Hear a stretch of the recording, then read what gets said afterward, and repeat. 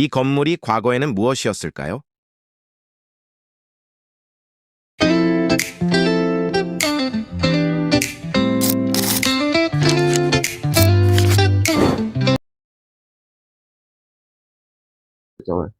과거에 130%, 150% 설정했던 게 지금은 110%밖에 설정을 안 해요. 이게 무슨 말이냐?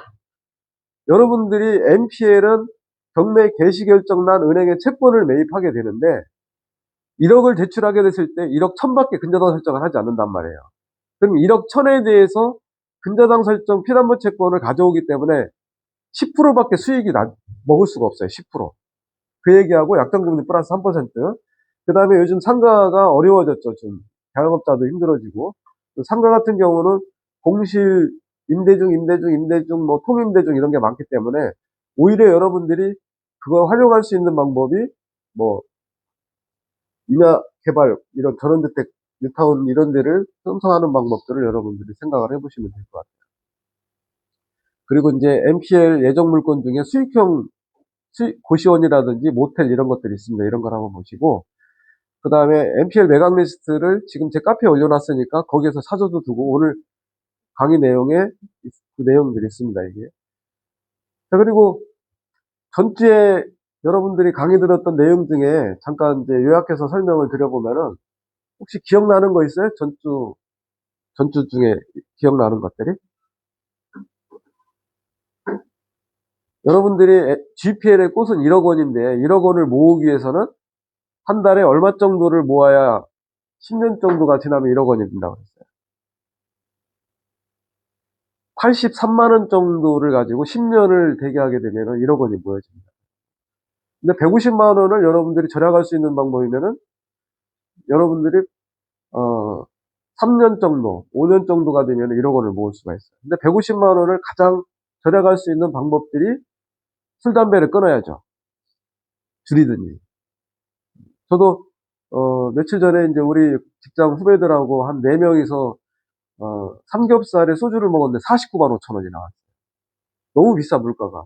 이런 모임을 줄인다든지, 뭐, 아니면은 자동차를 폐차를 하는 게 아니라 중고차로 넘기고 대중교통을 이용하는 게 150만 원을 이용하는 가장 큰 방법.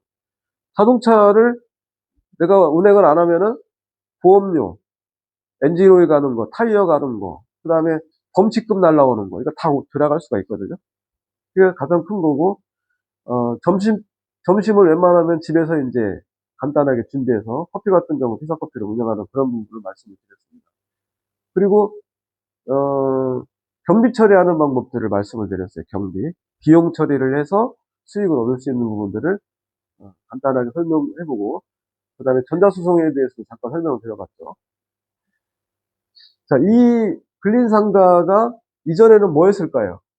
이게 이천에 있는, 여기 이제 이천에서 오신 분도 몇 분이 계신데, 이천에 보면은, 여기서 한 100m, 200m 가면은 분수대가 있었어요. 분수대를 싹 없애고 새롭게 리모델링을 했는데, 이 건물이 전에는 뭐였을까요, 이게?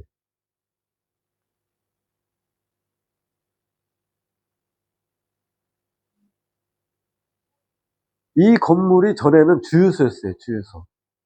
주유소를 이렇게 리모델링을 해서 만들었는데, 여기도 지금 다 공실이에요. 공실인 이유가, 여기를 차라리 고시원을 만들었다면은 임대가 다 나갔을 거예요. 근데 근린상가로 해서 임대를 줬어. 그런데 여러분 주변에 주유소가 없어지고, 주거용 오피스텔이나 비주거용 오피스텔로 지은 경우가 많은데, 제가 주변에 인천 같은 데 돌아다니면 주유소 10곳이 없어졌는데 그곳에 뭐가 들어와 있냐면 스타벅스 커피숍이 다 들어왔어요. 스타벅스 커피숍은 부동산을 소유하는 게 아니라 임대만 얻는 데거든요. 그러니까 주유소가 없어지고 그 자리에 스타벅스가 들어온 이유가 주차 공간도 있을 수가 있다. 그러니까 이런 주유소를 저렴하게 매입을 해서 과거에는 직영을 하는 사람이 많았는데 지금은 수익률이 남질 않으니까 이렇게 건물을 지어서 분양하는 경우가 많습니다. NPL은 이렇게 불황을 먹고 사는 재테크라고 했는데요. 과거에는 IMF가 오고 경기가 어려울수록 NPL 물건이 많았습니다. 그때 이제 NPL 물건이 많고 수익이 나다 보니까 경쟁이 심했어요. NPL 법인들끼리 경쟁을 하다 보니까 오히려 금융기관에서는 수익을 더 많이 낼 수가 있었죠, 이때. 자, 그러면 여러분들이 NPL을 왜 NPL을 은행에서 매입을 하는지를 한번 살펴볼게요. 자, 은행에서는 NPL을 부실채권이라고 그럽니다. 부실채권.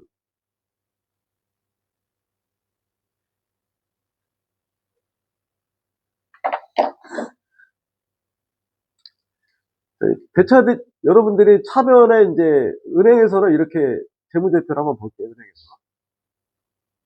은행에서는 대차대조표라고 하는데 차변에 자산이에요. 자산. 대변에 부채 플러스 자본입니다.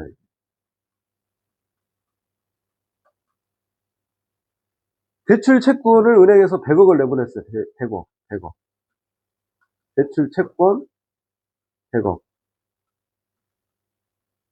이 100억의 자원은 뭐예요? 여러분이 은행에 맡긴 예수금이에요. 예수금.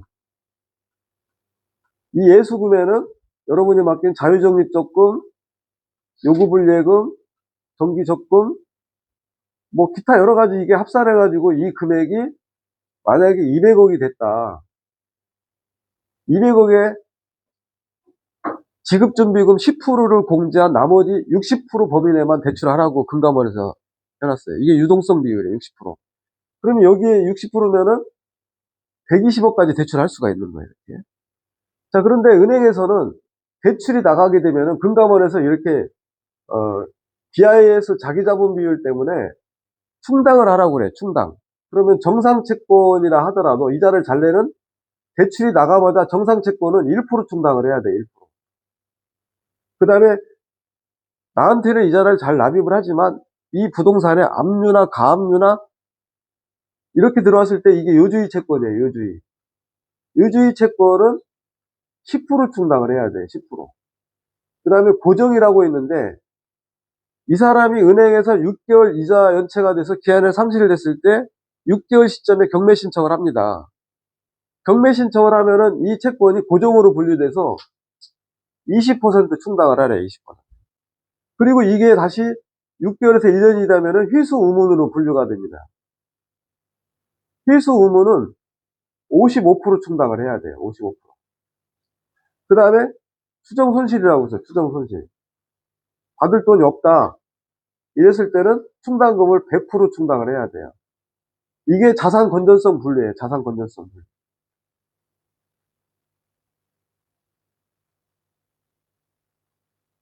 자, 그러면은 여기에 대차대조표가 있고 여기 손익계산서가 있어요. 손익계산서. 손익계산서 차변에는 비용이라고 그랬어요. 여러분 저번 달에 대변의 수익이고 그러면은 은행에서 이 100억의 이자가 4%라고 할 때 100억의 4% 이자가 얼마죠? 100억의 4%면은 4억인가요? 4억이면 대출금 이자가 4억이 이렇게 발생되는 거예요. 대출금 이자.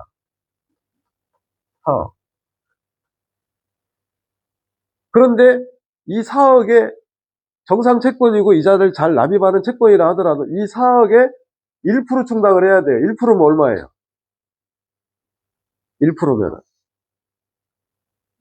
1억이에요? 그러면은 여기에 대손 충당금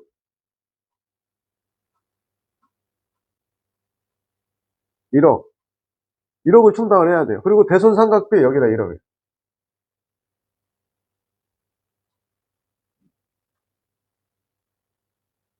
그러면은 대출이 나가자마자 비용이 발생을 한 거예요. 이렇게.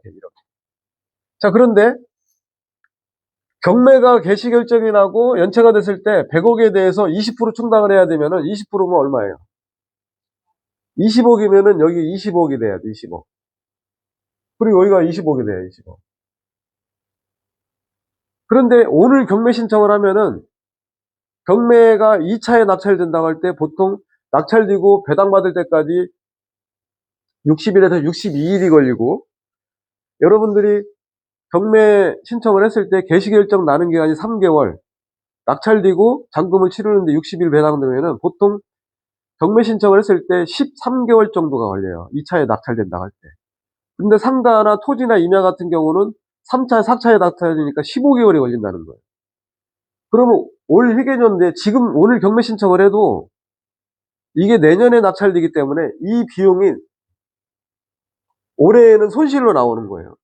그래서 은행에서 NPL로 매각할 수밖에 없는 이유가 오늘 계약을 하게 되면은 한 달 후에 잔금을 치러지기 때문에 대손 충당금이 다시 환입이 되는 거예요. 대손 충당금의 환입. 그리고 이것도 없어지고. 그래서 은행에 잉여가 나요. 그렇기 때문에 은행에서는 원금 손실이 난다 하더라도 충당금